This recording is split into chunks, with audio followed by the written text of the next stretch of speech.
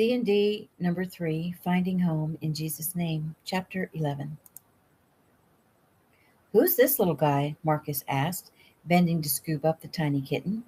Lisa laughed. "That little guy is a gal, and her name is Dixie. Chaz gave her to me. Isn't she adorable?" He held her up, looking her over carefully. "Just the word I was thinking." Setting the kitten gently on the floor, Marcus looked up at Lisa.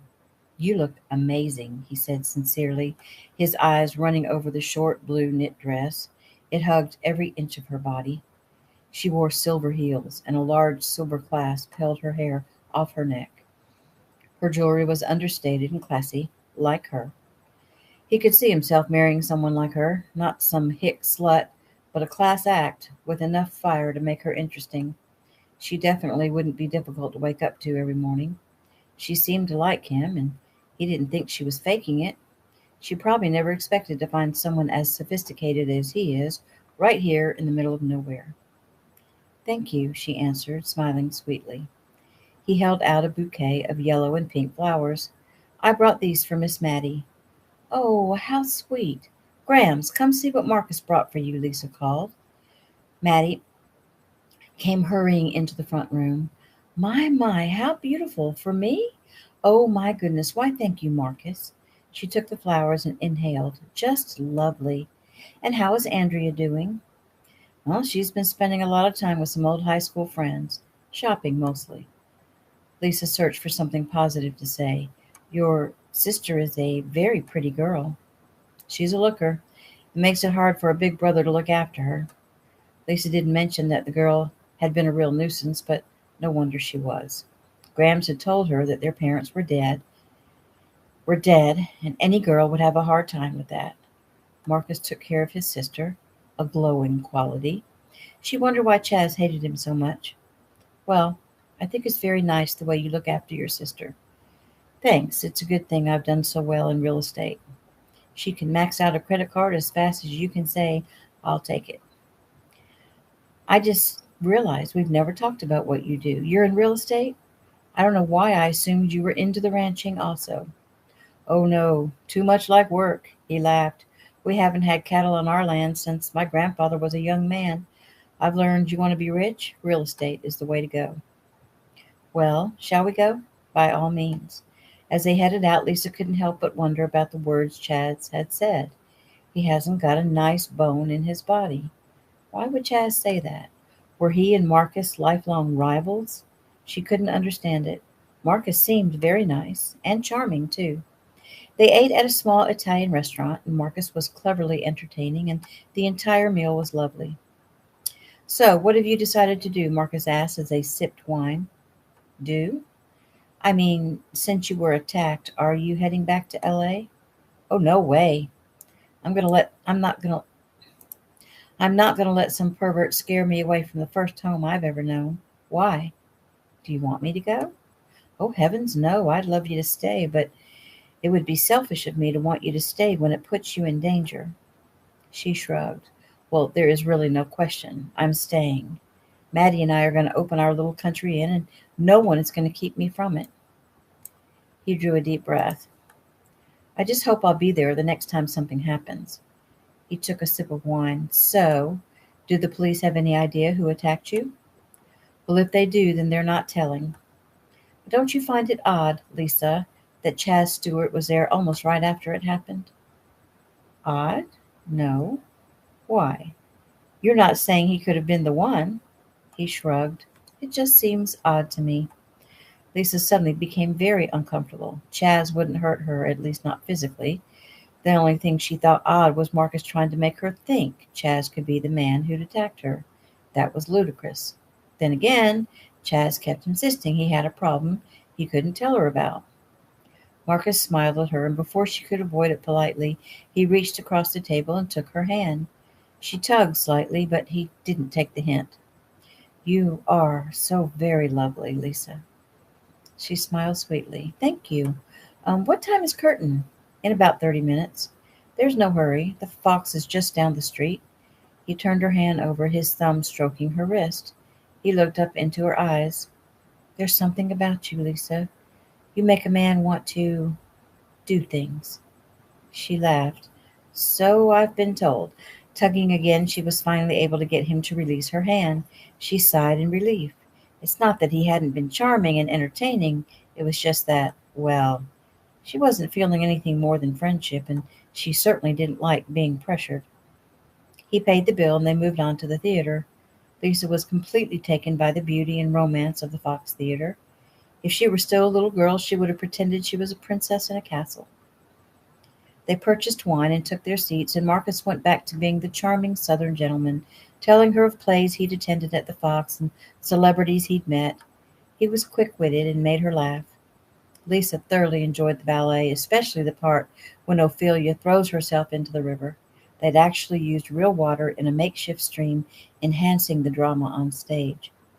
Gripping the edge of her chair, she leaned forward and realized it was a mistake as she felt Marcus's arm slide across her back.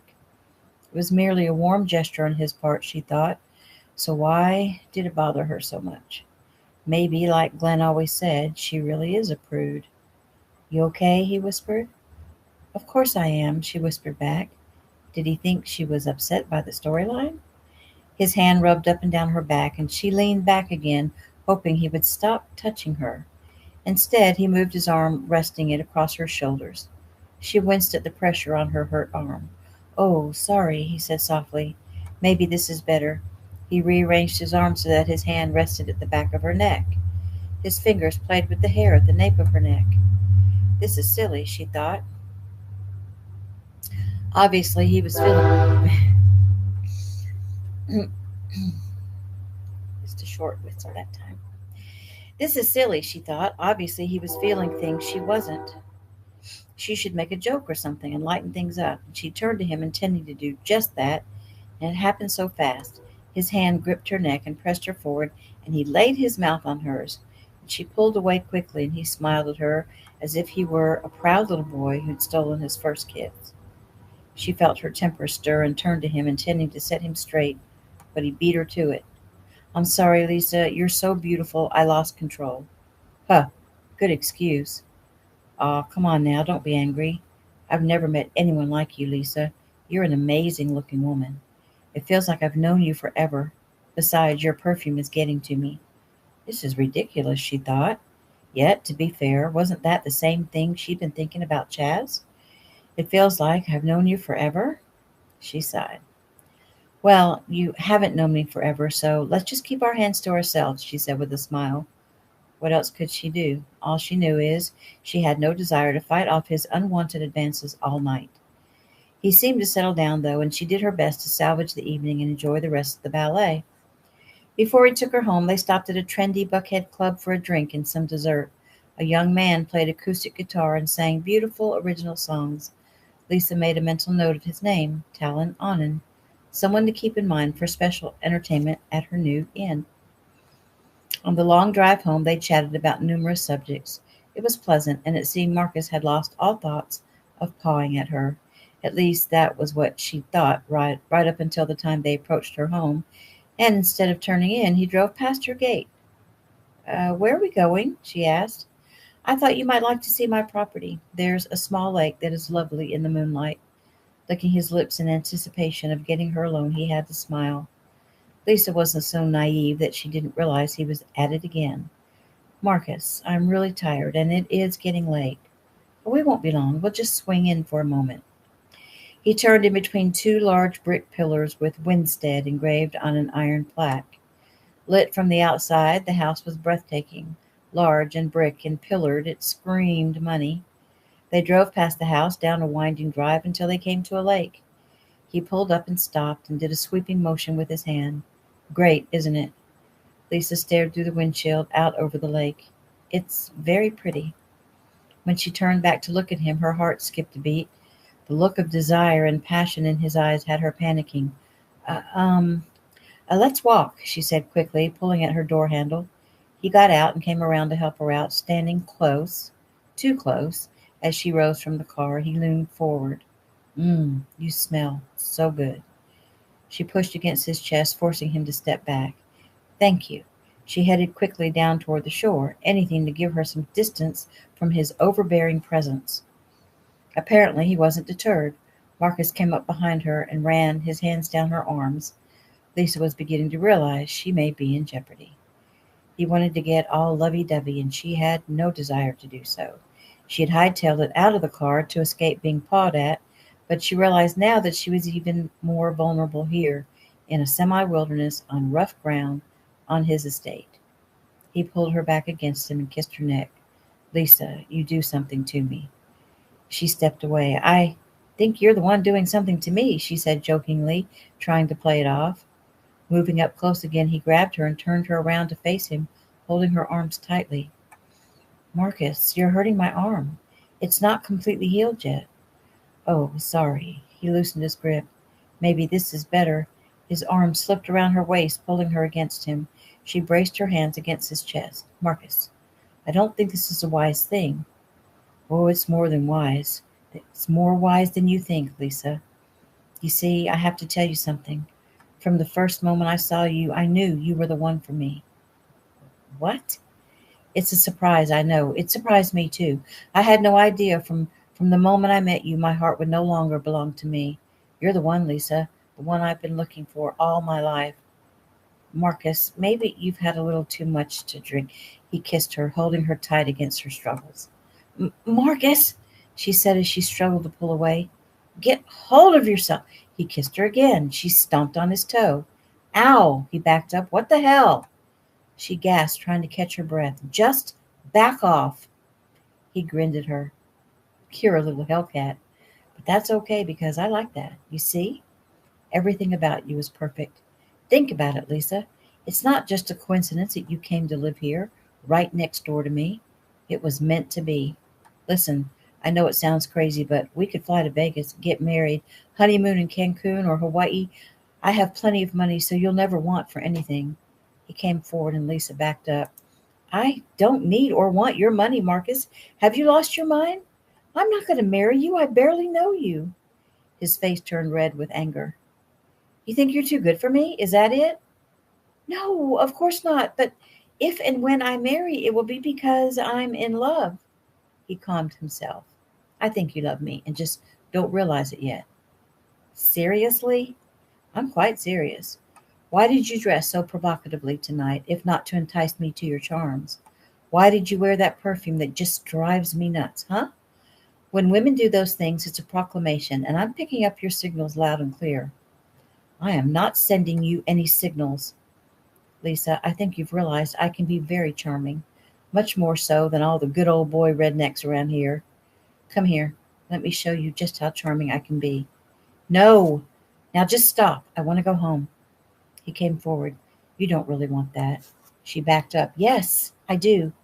Come here, Lisa. I'm going to show you a really good time. He lunged at her. She turned and ran, but she was wearing heels. He caught up to her easily, and as he grabbed her from behind, they tumbled to the ground. He lay on top of her, pinning her down. Marcus, get off me now. He seemed completely undeterred. Lisa, I've fallen in love with you. That is ridiculous, she gasped as his hand moved to touch her body. This has gone far enough, she cried, struggling to get out from under him. She grabbed a handful of his hair and pulled, and he only laughed. Kind of like cavemen, huh? He retaliated, grabbing a long lock and winding it around his fist several times. He gave her head a little shake. Got you now, don't I? He held her head still while he tried to kiss her again, and she tried to bite him, but that only seemed to stir him up even more. Girl, you make me crazy. Come on, tell the truth. You want me, don't you? No, she said, futilely, struggling against his strength. She stopped and still, trying to catch her breath. Let me go, Marcus. No means no, huh, Lisa? Letting go of her hair, he grabbed the shoulder of her dress and pulled, ripping it. Stop this right now, Marcus. Let me go. He put his mouth to her shoulder and bit down, and she cried out. Let me go, she screamed, pummeling his back with her fist. When she felt him tugging at her dress, she discovered real fear. She tried to wiggle out from under him, tried to buck him off, and he mumbled something about liking that. She was completely vulnerable. Marcus, please, she sobbed. I'm working on it, Lisa. Be patient. That's not what I meant, and you know it. Please stop this now. He had her pinned so completely, she stopped struggling. Her head fell back as she looked up at the stars through her tears. He was mumbling something about loving her, about finally finding the one, and tears spilled over her cheeks, and her arm throbbed, and her head pounded, and then her fingers touched a wonderful, solid object. She lay very still as she stealthily maneuvered the large rock into her hand, and when she was sure she had a good grip on it, she swung with all her might. He only made a slight moan when the rock connected with his head. Then he was dead weight. With a grunt, she rolled him off her. She was terrified he'd come to before she could make it out of there. She dashed back to the car and grabbed her purse. Her hand shook so hard she could barely push the buttons, but it took her only a second to decide whom to call. Hello? Chaz! She tried to calm her voice, but knew she sounded hysterical. Lisa, what's wrong? The tears came. Can you come get me? Where are you? I don't know. Lisa, calm down. You have to tell me where you are. A lake. Wilson's Lake? She sniffed, tried to think, and got her bearings. No, I'm at the Winstead place. I'm on my way. Don't hang up. What happened? Are you okay? He tried to. Okay, hon, I get it. I'm on my way. I hit him. I hit him with a rock, and I think I knocked him out, but I don't know how long he'll stay out, so hurry, please. What if he wakes up? Chaz, please hurry. I'm afraid he's going to wake up. I'm getting in my Jeep now. It won't take long. I'm almost there. Are you near the car? She sniffed. Yes. Turn on the lights so I can find you. She ran around to the driver's side, reached in and turned them on, watching Marcus the entire time, hoping and praying he'd stay out for just a little bit longer. Lisa, answer me! Huh? I'm sorry, I didn't hear you. I asked if you can see Marcus from where you are. Yes. Chaz, please hurry. I think he's moving. On my way, Lisa. Hold on. I'm just passing your house. In only a few minutes that seemed more like hours, he pulled into the gate and raced toward the back of the Winstead's property.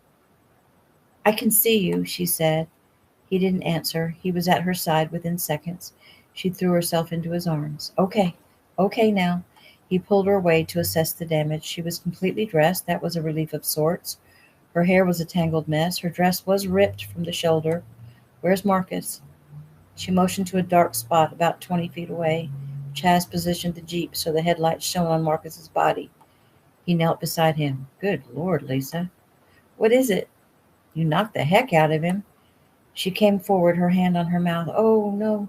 I didn't really mean to hurt him bad. He's not dead, is he? Chaz waited a moment to answer while he took his pulse.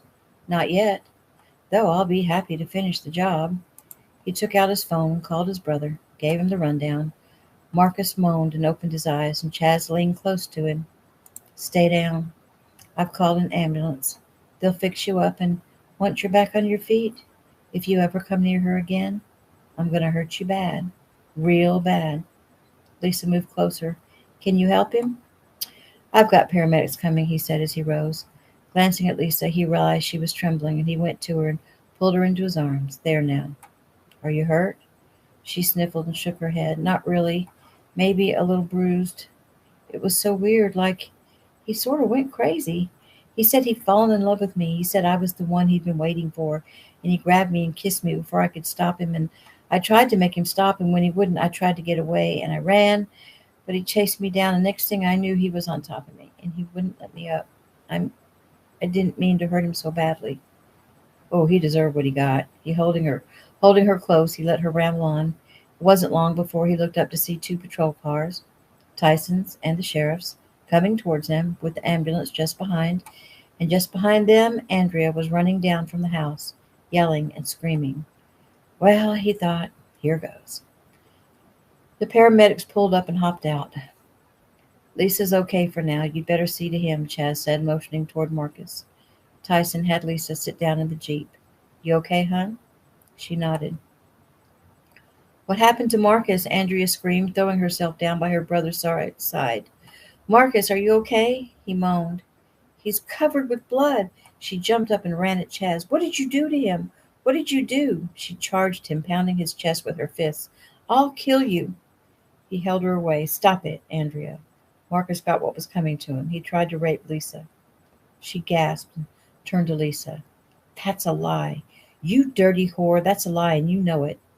Settle down, Andrea, Sheriff McCauley said. Everybody just settle down. He turned to Lisa.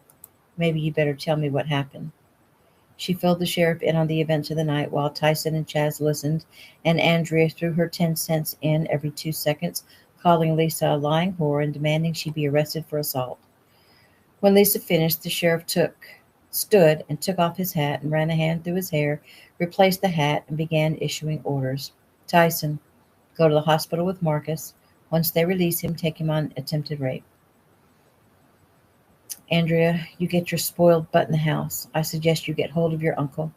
Lisa, I'm going to have to ask you to come to the hospital and submit to an exam. There's probably some bruising or marks that we can use for evidence. I know this is hard, but it will help in the long run." Lisa nodded. "I'll take her," Chaz said. "All right then, let's get a move on." New scene. In the wee hours of the morning, they cuddled on the large, overstuffed sofa in the front room. Maddie had finally stopped stressing and worrying and serving goodies and gone to bed. Joe, convinced she was going to be okay, left for his own home. Lisa's head lay on Chaz's chest, and Dixie lay asleep on Lisa's lap. Her arm had a new bandage, and her cheek a fresh bruise. Was it so terribly bad? The doctor's exam, I mean. Well, it wasn't fun, but they said it was a good thing I came in. They were able to document a lot of evidence, scratches and bruises. They took pictures. Talk about embarrassing. They found more scratches and bruises on my back and side and arm, and a perfect dental impression on my shoulder. His grip tightened, and he kissed the top of her head. "Do you want to talk about it?" She shrugged, pretending nonchalance, because she did want to talk, needed to talk. "I don't understand what came over him. It's like he went crazy or something. The things he said were so very illogical." She shook her head. "It was like Jekyll and Hyde. Weird, because he's always been a perfect gentleman." She looked up at Chaz. "You're not going to give me an 'I told you so' kind of speech, are you?" He hugged her. "No, you've been through enough." She relaxed against him. "One of the things that kept running through my mind was how much I wished you would drive up, though I knew no one was coming to save me. I tried so hard to fight. My injured arm was weak, and he was so strong. My strength gave out, and I finally gave up, and I knew he was going to succeed. I'd already begun to worry about what he would do once he was finished." "What do you mean?" "Like, would he come to his senses and realize he just raped me, and then try to cover by killing me and hiding the body?" Sweet Jesus. "I know. Scary, huh? I think it was the first time in my life I was truly terrified." He held her close, and after a few minutes he spoke again. "So, you said you gave up. Obviously you didn't. What made you try again?" "I don't know. He was so close to getting what he wanted, and then out of the blue I found that rock." She shuddered. "After I hit him, I was terrified he would get back up and be mad and take revenge." Well, he was mad. He was mad in the hospital. He made a lot of stupid threats. You should have heard him once Tyson began to read him his rights." Lisa shivered again. "I wish this whole thing would just go away." "Listen, sweetheart, you may as well know Marcus's uncle is a county magistrate. He'll be out by 9 o'clock in the morning." "Really? Well, that's just great." "I'll stay nearby, Lisa. No one is going to hurt you again." She yawned. "I should be strong and tell you us women can take care of ourselves, but actually, I'm a little bit frightened. It's funny. I lived in LA for 4 years and was never accosted. I've been here about 4 weeks, and I've been stabbed, almost raped, had my car stolen. Oh, and don't forget about being attacked by killer cows. No, I don't think I could ever forget that." She yawned again. "I'm so sleepy. I can't even muster enough energy to get up and go to bed." He snuggled down further into the soft cushions of the couch, bringing her with him. "Well, then we'll stay right here." She lay her head against his chest. "I feel safe now, here, with your arms around me." "Thank you, Chaz," she mumbled, "for coming so quickly." Her eyes drifted closed. New scene. He ordered another shot. Stupid. He'd been stupid. It was like he'd been in a trance or something. He'd completely forgotten about his plan to develop a friendship, steer it into a courtship, and marry the little witch. It would be the easiest way to get the land, and he was pretty sure he could live with sleeping with her every night. Take it slow and easy, he told himself, and then he just freaked out. But she smelled so good and looked so good, and surely she expected it. Sweat appeared on his upper lip at the thought. Now she intended to press charges. Attempted rape. Stupid. The real crime was what she did to him. She was a tease. Women like that deserve what they get. She was now a major complication. He frowned. Lisa Lewis hadn't been around for 25 years, and all this time she's been a non-entity. So why now? Why did she have to show up now? He'd planned so carefully. Within the year, Maddie would be dead, and with no one to inherit her land, it would revert back to the state. And after that, thanks to his ties in the county, he'd be able to purchase it at a quarter of its value. Now, Lisa is in the way, and he's going to have to deal with her, and she is no pushover. He frowned, trying to think clearly. Lisa presented a problem, one he'd have to remove. It really couldn't be helped. Maddie will get sick and kick off. Lisa would have to die in a carefully planned accident. He sighed. In an accident, it would be over so quickly, and he really would like to see her suffer a little before she dies, if just for the inconvenience she's caused him. He threw his money down and staggered out to the parking lot. A hot emerald green Jaguar pulled in next to his BMW. Marcus stopped and watched the owner get out. He'd seen this guy before. Nice wheels, Marcus said. Yeah, thanks, the guy answered curtly as he headed toward the motel's night office. You're Lisa's ex, aren't you? He stopped and turned abruptly. Who are you? Marcus leaned nonchalantly against his car. I'm one of her neighbors. I'm also the man she just had thrown in jail for attempted rape. Glenn came back and leaned against his own car. You got my attention. I thought I would, so tell me, what are you doing in town? New scene. Jenny bent to clear the last round of glasses and set 2 more beers and 2 more shots on the table. Marcus grabbed her hand. You're looking good tonight, Jenny girl. I'll drink to that, Glenn said, sloshing his beer as he tried to clink glasses with Marcus. She stepped back. You fellas have had so much to drink, my dog would look good to you tonight. Turning quickly, she walked away. So, back to what I was saying, Glenn said, his speech slightly slurred. She thinks she's going to come here and make her life all rosy after she's ruined mine. She better think again. I knew you'd understand, Marcus said. A man can't let some chick make him look bad. Absolutely not. I can't believe she pulled a gun on you, man. I bet you wanted to slam her around. I hit her once. Felt great. But once is not enough. I understand. Marcus eyed his new buddy, his new very drunk buddy. I almost had her. I've had her many times, and I got to give it to her. It's worth going to jail for. He looked Marcus over. So, she got you with a rock, huh? 11 stitches. You gonna let her get away with that? Not hardly.